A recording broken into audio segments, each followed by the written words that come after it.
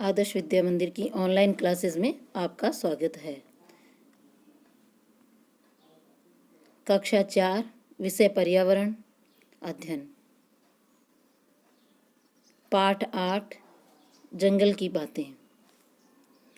प्रस्तुत पाठ में जंगल में रहने वाले पशुओं जीवों के बारे में बताया गया है और वो जंगल में कैसे रहते हैं, खेलते भी है। जैसे हम अपने जीवन में बच्चे छोटे होते हैं वो खेलते हैं आपस में, उसी तरह तरह तरह के खेल खेलते हैं। उसी तरह जंगल के जीव भी जंगल में खेलते हैं और अपना जीवन यापन करते हैं।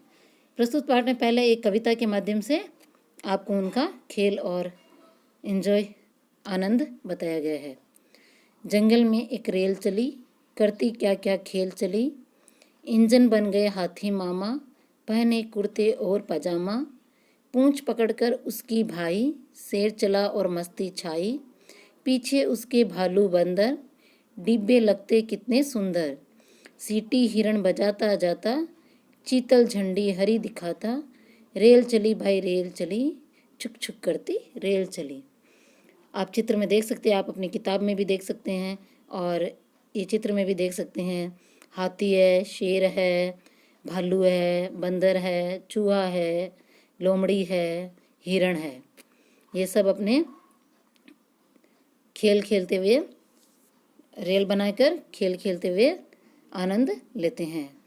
जंगल में ये सारे पशु रहते हैं, और भी कई तरह के पशु रहते हैं और ये इस तरह एक साथ मिलकर खेल खेलते हैं। और जैसे हम भी जब छोटे थे या अभी भी रेल रेल खेलते हैं, कोई इंजन बनता है, कोई डब्बे बनते हैं, कोई सीटी बजाने वाला बनता है, कोई झंडी दिखाने वाला बनता है और इस प्रकार हम आपस में एक दूसरे के साथ खेल खेलते हुए आनंद लेते हैं। उसी तरह जंगल में भी जंगल के पशु आपस में मिलकर खेल खेलते हैं और एक दूसरे से साथ मिलकर आनंद लेते हैं।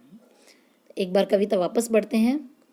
जंगल में एक रेल चली, करती क्या क्या खेल चली, इंजन बन गए हाथी मामा, पहने कुर्ते और पजामा, पूंछ पकड़कर उसकी भाई, शेर चला और मस्ती छाई, पीछे उसके भालू बंदर, डिब्बे लगते कितने सुंदर, सीटी हिरण बजाता जाता, चीतल झंडी हरी दिखाता, रेल चली भाई रेल चली, छुक छुक करती रेल चली। चीतल यानी हिरण।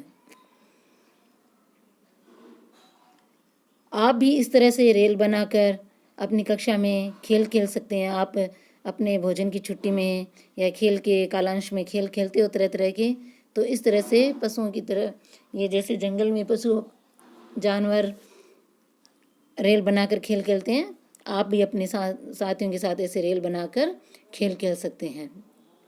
जिस तरह ये पशुओं पर, तरह तरह की जानवरों पर कविता बनी है, इसी तरह आप भी नई कविता बना सकते हैं और कहीं और भी देखकर आप उसे ढूंढ सकते हैं। इस पाठ में अभयारण्य की शेर, अभयारण्य की आपने चिड़ियाघर देखा होगा। चिड़ियाघर में तो पशु पक्षी पिंजरे में कैद रहते हैं और हम उनको देखते हैं। अभयारण्य एक जंगल के जैसा होता है, एक ऐसी जगह होती है जहाँ पर पशु और बिना डर के, अभय के यानी बिना डर के रहते हैं।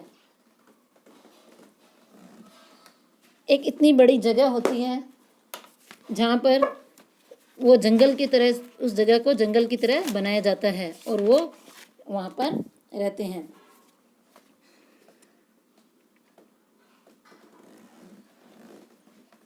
अभयारण्य की शेर। आज सेजल, तन्वी, प्रकाश और बंटी मामा जी के साथ रणथंभौर अभयारण्य देखने आए हैं। यहाँ बैटरी से चलने वाली गाड़ियाँ हैं। इनमें बैठकर वे अभयारण्य के अंदर घूमने जाएंगे।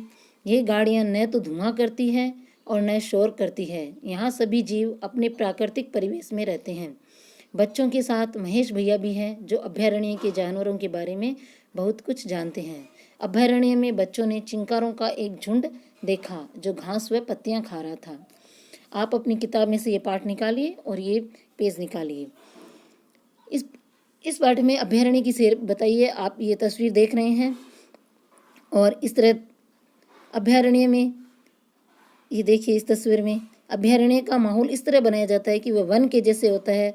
पशुओं को अपने प्राकृतिक परिवेश यानी उन्हें बांधा नहीं जाता है, ना कैद किया जाता है।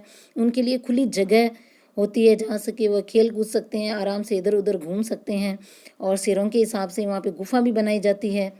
जिस तरह से वो रहते हैं उस हिसाब से वहाँ का माहौल बनाया जाता है। ये इनका उद्देश्य होता है पशु पक्षियों का ध्यान रखना। ये अभयारण्य सरकारी भी हो सकते हैं और कोई संस्था भी बना सकती है।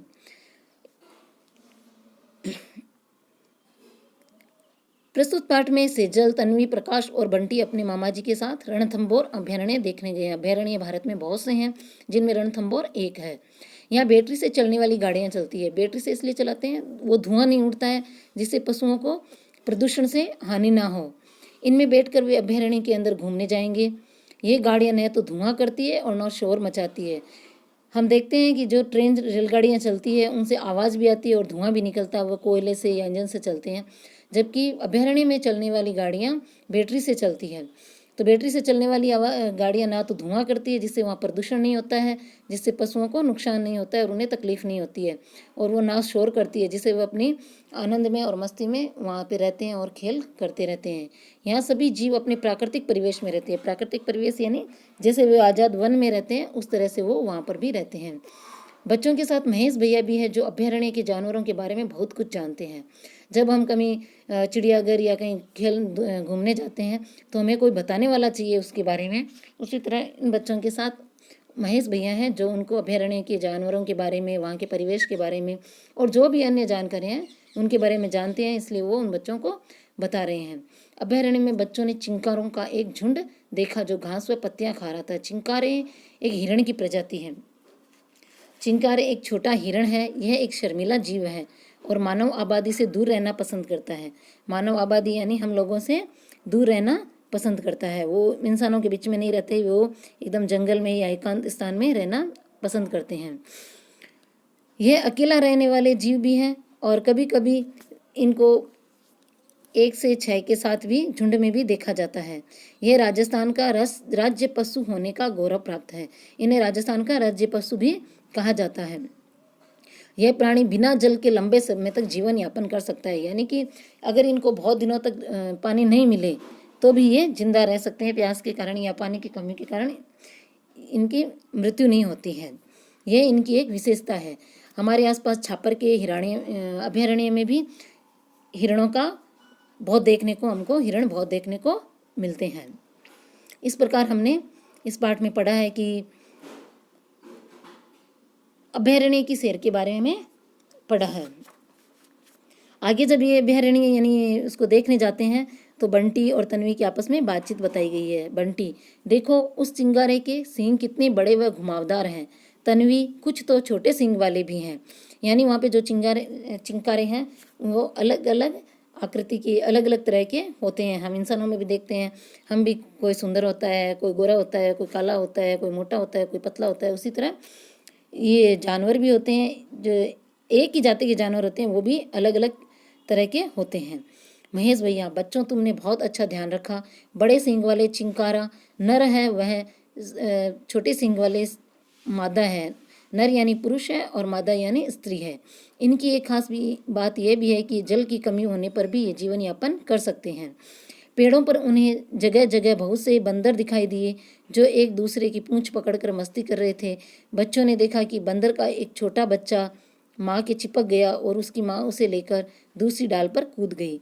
कुछ जानवर अपने बच्चों को अलग रखते हैं, उन्हें जीवन यापन करना सिखाते हैं, और कुछ जानवर अपने बच्चों को चिपका कर रखते हैं। जैसे बंदर अपने बच्चों को चिपका कर रखता है, कंगारू अपने बच्चे को थैली में रखते हैं और जब वो बड़ा हो जाते हैं तब उन्हें आज़ाद कर दिया जाता है, छोड़ दिया जाता है। उनको वो सब चीज़ें जीवन जीने के लिए जो शिक्षा चाहिए वो उन्हें शिक्षा देकर वो उन्हें अलग कर देते हैं और फिर वो अपना जीवन यापन करते हैं।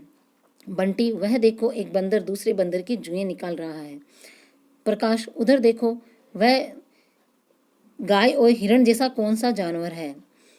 सेजल, हाँ देखो इनमें कुछ बड़े व गहरे नीले रंग के हैं, कुछ भूरे रंग के हैं। ये नील गाय हैं। वो जो भूरे रंग की दिख रही है वह मादा है, मादा यानी स्त्री है। वह गहरे काले नीले रंग वाला नर है। ये कभी कभी खेतों में घुसकर फसलों को नुकसान पहुंचाते हैं।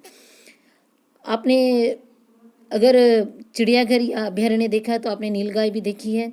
नीलगाय की आकृति ये सामान्य गाय जैसी नहीं होती है, वह गाय और हिरण का मिला जुला रूप होता है। इसमें जो नर होते हैं वो गहरे नीले रंग के होते हैं, कुछ भूरे रंग के भी होते हैं, और भूरे रंग वाले होते हैं वो मादा होते हैं। ये झुंड में रहते हैं, झुंड यानी समूह में रहते हैं, अकेले नहीं रहते हैं। हमने भी देखे बहुत बार गायों के, सामान्य गाय होती है वो भी झुंड में इधर उधर जाते हैं। उसी तरह ये नील गाय भी है, ये वनों में खेतों में आसपास दिखाई देते हैं हमें, और ये झुंड में रहते हैं, अकेले नहीं रहते हैं। ये कभी कभी खेतों में घुसकर फसलों को नुकसान पहुंचाते हैं। ये कभी कभी खेत, जो किसान खेत बोते हैं, अन्न जाते हैं, उनमें घुस जाते हैं और वो उनको रौंद देते, फसलों को रौंद देते हैं या खा जाते हैं। इस प्रकार फसलों का नुकसान करते हैं। ये इसलिए खेतों के लिए नुकसानदेह है। तन्वी, अरे देखो सुअर। महेश भैया, हाँ ये जंगली सुअर है, ये बहुत ताकतवर होते हैं। इनके झुंड भी खेतों में घुसकर नुकसान पहुंचाते हैं। आपने गलियों में, हमारे गाँव में गलियों में सुअर देखे हैं। वो सुअर इतने ताकतवर और नुकसान वाले नहीं होते हैं, जबकि जंगल में रहने वाले सुअर बहुत ताकतवर होते हैं और ये भी झुंड में रहते हैं। और झुंड में जब खेतों में घुस जाते हैं तो फसलों को नुकसान पहुंचाते हैं, उनको तोड़ देते हैं, अस्त व्यस्त कर देते हैं या फिर वो उसे खा जाते हैं। इस प्रकार जीव होते हैं, जानवर होते हैं, पशु होते हैं। वो कुछ पशु झुंड में रहते हैं और कुछ पशु अकेले रहने पसंद करते हैं। ये देखिए आप चित्र में हाथी है, ये हाथी झुंड में है। हाथी की विशेषता होती है, नर हाथी होते हैं वह कुछ सालों तक झुंड में रहते हैं और फिर अलग रहने लग जाते हैं, जबकि मादा हाथी होते हैं यानी हथिनी होती है, वह और बच्चे झुंड में रहते हैं। झुंड में वह अपना शिकार की, खाने पीने की, सुरक्षा की आदि उन्हें व्यवस्था मिलती है। इसी प्रकार ये देखिए जंगली सुअर है, ये भी झुंड में रहते हैं। ये आप चित्र में देख सकते हैं, ये भी झुंड में रहते हैं। यह है नीलगाय। इसी प्रकार कुछ जानवर, पशु होते हैं जो अकेले रहना पसंद करते हैं, जैसे बाघ। बाघ अकेला रहता है। उसी तरह भालू, भालू भी अकेला रहता है। इस प्रकार हमने प्रस्तुत पाठ से अभयारण्य के बारे में, जंगली जानवरों के बारे में, पशुओं के बारे में जाना, उनकी आकृति के बारे में जाना, उनके नर और मादा के अलग अलग रूप के बारे में जाना, और इसी तरह से अभयारण्य में वे कैसे रहते हैं और अभयारण्य का माहौल कैसा होता है इसके बारे में जाना।